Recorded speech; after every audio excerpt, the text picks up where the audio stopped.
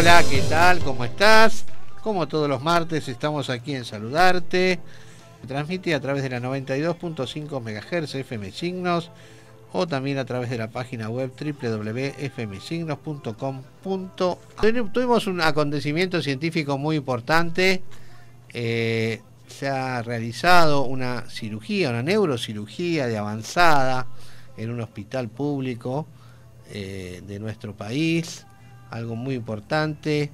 Se realizó en el Hospital Provincial Cordero de San Fernando. Es una operación muy interesante. Creo que no se ha hecho nunca y ha venido un colega de España específicamente a realizarla y queremos que esto se conozca, se difunda. Estamos en contacto con el doctor Fernando Juan de Ledone, que es director ejecutivo del Hospital Provincial Cordero de San Fernando. Ahora sí, ahora lo dije bien. Doctor de Ledone, ¿nos está escuchando? ¿Qué tal? ¿Cómo están? Sí, todo bien.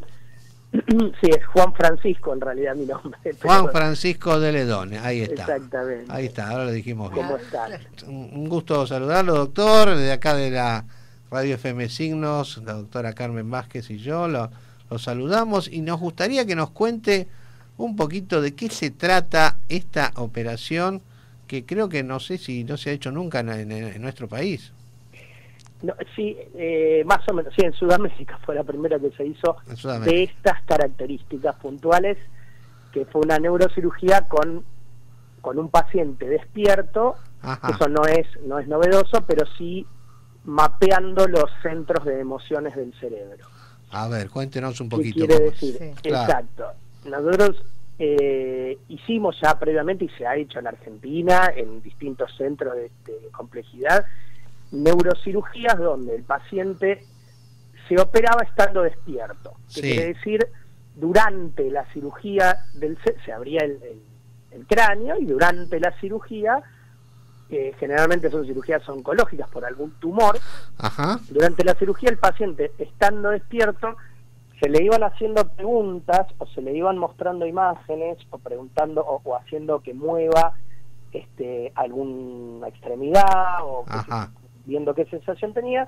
De esa manera uno iba mapeando áreas del cerebro. Para ser un poco más ejemplificador, por ejemplo, uno le podía decir al paciente contá, y mientras que el paciente contaba, el paciente decía 1, 2, 3, 4, se le iban estimulando, tocando básicamente distintas partes del cerebro, y en algún momento el paciente dejaba de contar.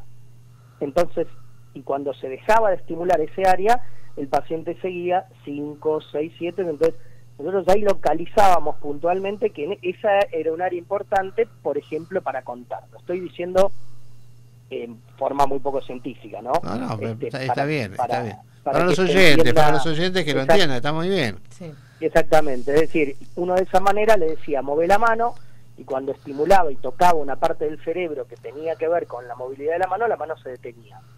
Y cuando dejaba de estimularla, esa parte, la mano se seguía moviendo. Entonces, se iban marcando zonas del cerebro para que cuando uno ingrese a sacar ese tumor, evite tocar esas zonas, porque el problema son las secuelas, el daño que después puede quedar después de la cirugía, como ocurre en la neurocirugía clásica, que el paciente está dormido, el neurocirujano ingresa, saca el tumor y después de 2 o 3 días, cuando el paciente se despierta, muchas veces se entera ahí qué secuelas podía tener.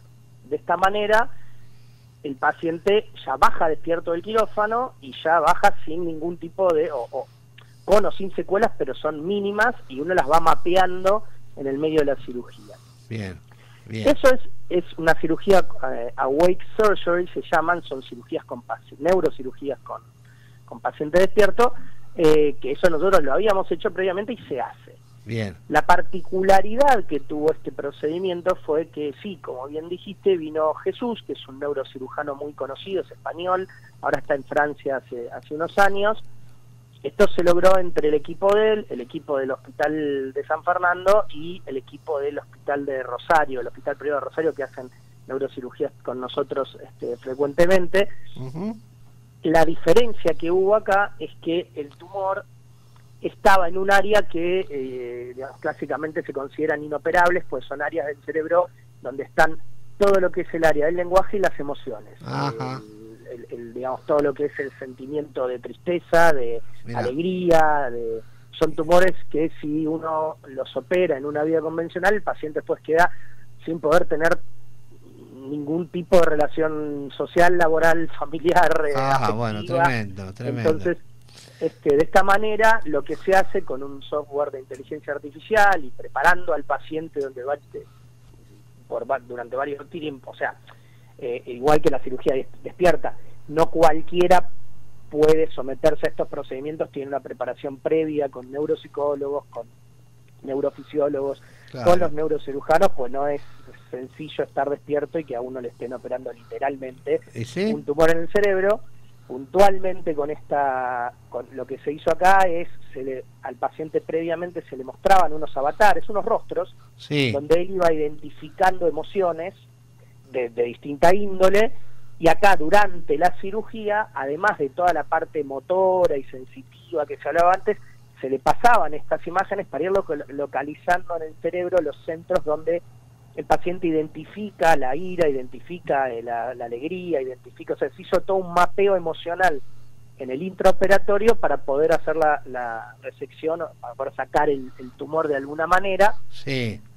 Y esto sí fue la primera vez que se hizo en Sudamérica, pues son pocos los equipos que lo están haciendo.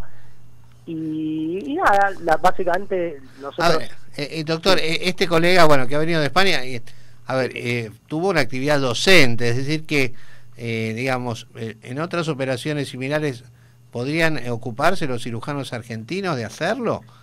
Sí, el tema es así, de hecho, no tanto, está todo medio en experimentación esto, o sea, Jesús es una persona que la realidad fue, él vino gratis, a él nadie le pagó nada, él pagó su viaje con su equipo.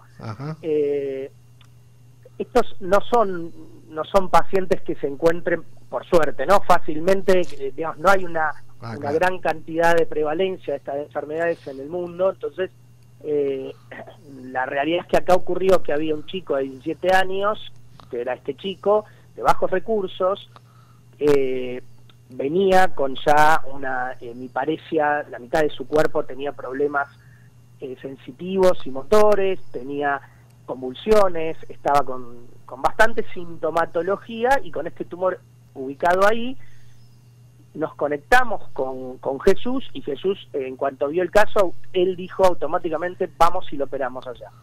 Entonces, nosotros tenemos la tecnología para hacer la cirugía, pero como estas son cirugías que se están empezando a hacer en distintas partes del mundo, esta fue la primera que hizo acá. Ahora nosotros, este año, va a rotar una de nuestras residentes que estuvo con él y que viene haciendo estas cirugías a París con el equipo de él para capacitarse directamente para venir a hacerla acá. Ahora, la realidad es que si aparece otro caso se puede hacer, Jesús está recontra disponible para hacerlo. Él cuando vino, yo tuve la oportunidad de estar un rato con él hablando. La verdad que tuvo un viaje de 2 días y no tuvo tiempo de hacer mucho porque vino, hizo la cirugía, a la tarde se fue a Uruguay a dar una charla, volvió, se fue a la Australia a dar otra charla, el otro día vio al paciente en el postoperatorio y ya se tuvo que volver. Fue una cosa muy fugaz, pero incluso hablando con él, yo lo que le decía, yo no soy neurocirujano, yo soy cirujano general, pero a mí lo que más me interesaba como director del hospital provincial era, que fue lo que le dije, que más allá de la proeza científica y de esta cirugía de vanguardia internacional, es haberla desarrollado en un hospital público, donde no interesa, como te repito, este era un chico de muy bajos recursos, y donde esta cirugía, que es una cirugía de vanguardia, cualquiera, más allá de la condición social o económica que tenga, puede tener acceso. De hecho, lo que me decía Jesús es que él, en el 99% de los lugares del mundo donde viajaba haciendo estas cirugías, eran hospitales públicos. Eso es como dato de color, Jesús es un neurocirujano de 30 años, que además es compositor y director de orquesta. Mirá. No. Es una de esas personas que no son muy, yo no sé con 30 años cómo hizo ya para terminar la carrera. Evidentemente es una persona muy especial, ¿no? Muy inteligente, sí. Una inteligencia superior, sin duda.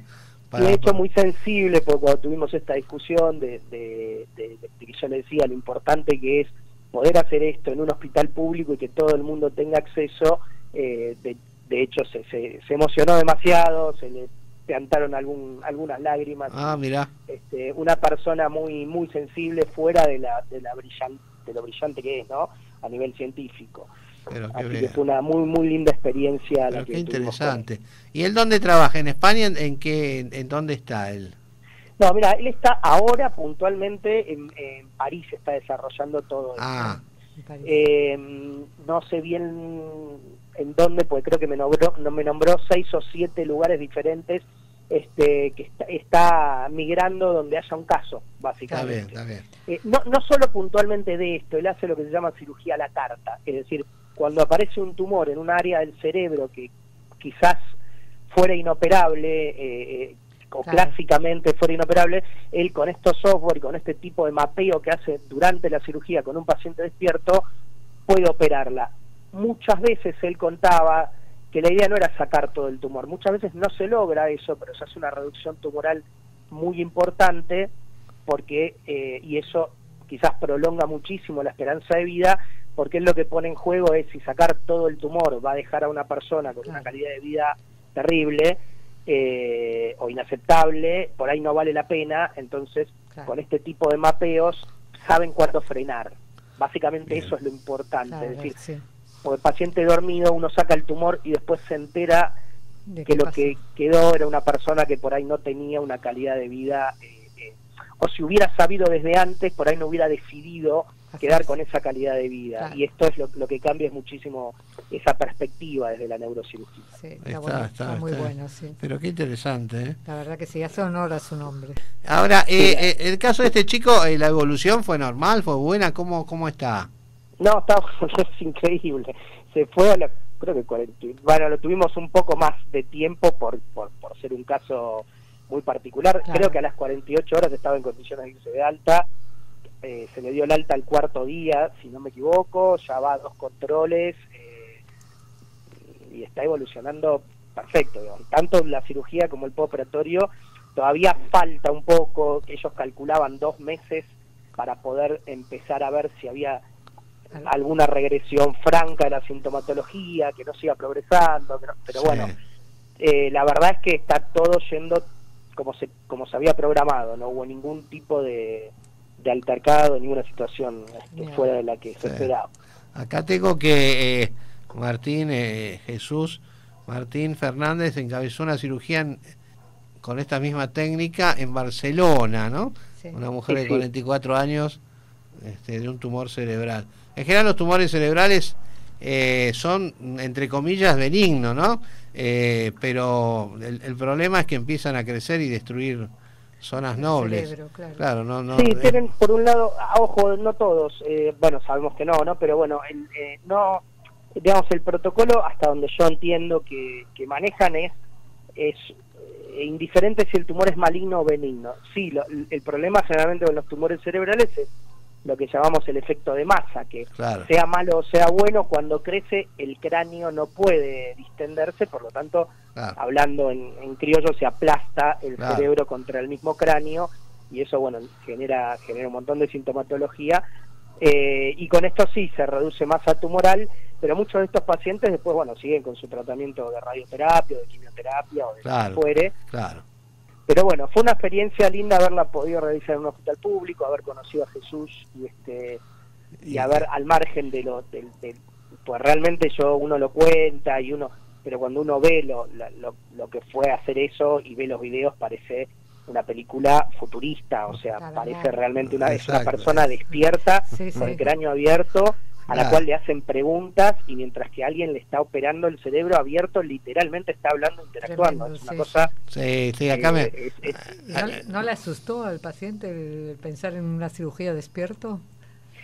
Mirá, la verdad es que este es un chico joven, con vos, mira, a ver, justamente este chico era un chico de 17 años con muchísima sintomatología, claro, y que la verdad es que no había otra, el pronóstico era, realmente no había un pronóstico de nada. Claro. Entonces es como que fue una oportunidad que se le dio que no la tenía él. Buenísimo. Sin embargo, nosotros teníamos programados dos, una hacerla el miércoles, que fue este primer paciente, y otra señora de 40 y algo de años, no recuerdo exactamente, que iba a hacerse el jueves. Jesús había venido para hacer dos, pues teníamos estos dos casos, y la señora al último momento dijo que no excedió. Mira. Era otro caso, era diferente, no tenía tanta sintomatología, tenía otra, pero bueno, ella al final decidió que no, porque estos son pacientes, pues yo te digo, se preparan con mucho tiempo de anticipación, claro, con equipos que están muy formados. Hay neuropsicólogos adentro del quirófano, claro, los neurofisiólogos los tienen que ir preparando, se les tiene que mostrar lo que van a vivir desde antes, pues imagínate que es muy fuerte, y qué sé yo, una persona entra en una crisis de pánico en el medio de la cirugía, es un problema. Entonces, acá me pregunta la gente, ¿y no le duele cuando le hacen eso? Es excelente. Esa es la pregunta que me han hecho todos, básicamente, porque cualquier la respuesta es: se hace en el inicio de la cirugía, se hace una mini sedación, claro, al paciente no se llega a dormir nunca, y se hace anestesia local en la piel, que es una de las partes que duelen. Una vez que se abre la piel, todo lo que es el cráneo, el hueso, eso no tiene sensibilidad al dolor. Sí, después están las meninges, que es otra capita, que es como una capita que cubre, una bolsa que cubre el cerebro, que ahí también se hace un poquitito de anestesia local, y una vez que está abierto, el cerebro en sí no tiene sensación, no transmite dolor, claro, no tiene receptores no tiene receptores del dolor. Por eso increíblemente es no le duele. Y literalmente es así, es increíble que no le duela, es increíble verlo, porque aparte la apertura del cráneo que hacen, la craniotomía, es grande, queda expuesto mucha parte del cerebro, claro, no son chiquititas, tienen que hacer estos mapeos, claro, y liberar mucho, y es muy impresionante verlo. La verdad que incluso para uno que es cirujano, que está acostumbrado al quirófano, claro, cuando lo ve y ve el paciente que le están hablando, es ciencia ficción. ¿Y cuánto dura la cirugía? Mucho más, ¿no?, de lo habitual. Y durante, claro, sí, esta cirugía yo calculo que entre los preparativos del ingreso del paciente hasta que sale esto empezó a las 8 de la mañana, y yo creo que salieron de quirófano a las 4 o 5 de la tarde. Claro, porque aparte todos los mapeos es uno tras otro. Lleva un montón de tiempo, sí, claro, sí. Claro, literalmente es una neurocirugía de por sí, son 6, 7, 8 horas, claro, pero está que uno más. Está entrando con un paciente dormido, sacando un tumor y yéndose y cerrando. Acá es todo el mapeo, todo el tiempo que lleva cada estimulación de cada lugar, y bueno, ir preguntándole al paciente. Sí, son cirugías muy prolongadas, el equipo es gigante, son muchas personas las que trabajan, desde los anestesiólogos hasta, bueno, los instrumentadoras, claro, los enfermeros circulantes, los neurofisiólogos, neuropsicólogos, neurocirujanos, es mucha gente la que trabaja con todo esto. Está bien. Bueno, menos mal que se pudo hacer en un hospital público. En un hospital público, claro que sí. Y sí, porque si no, digamos, eso era lo lindo, como decía, que no interesa si uno tiene plata o no, porque la verdad que estas son cirugías que, si uno no tiene plata, no hay manera de acceder a esto, porque estás hablando de números que ni me los imagino. Claro. Entonces, este chico no hubiera podido tener... y si no tenemos unos colegas como él desinteresados, Jesús, de venirse eso es impresionante, de España, no cobrar nada. Ni un peso, ni un dólar. Él se pagó el viaje, se lo pagó su equipo. Bueno, Juan Francisco de Ledone, te lo dije bien esta vez. Director ejecutivo del Hospital Provincial Cordero de San Fernando. Muchísimas gracias, querido, un gran abrazo. Muchas gracias a ustedes por la posibilidad de difundir la noticia. Bueno, cómo no. Te mando un gran abrazo, hasta luego. Abrazo igualmente.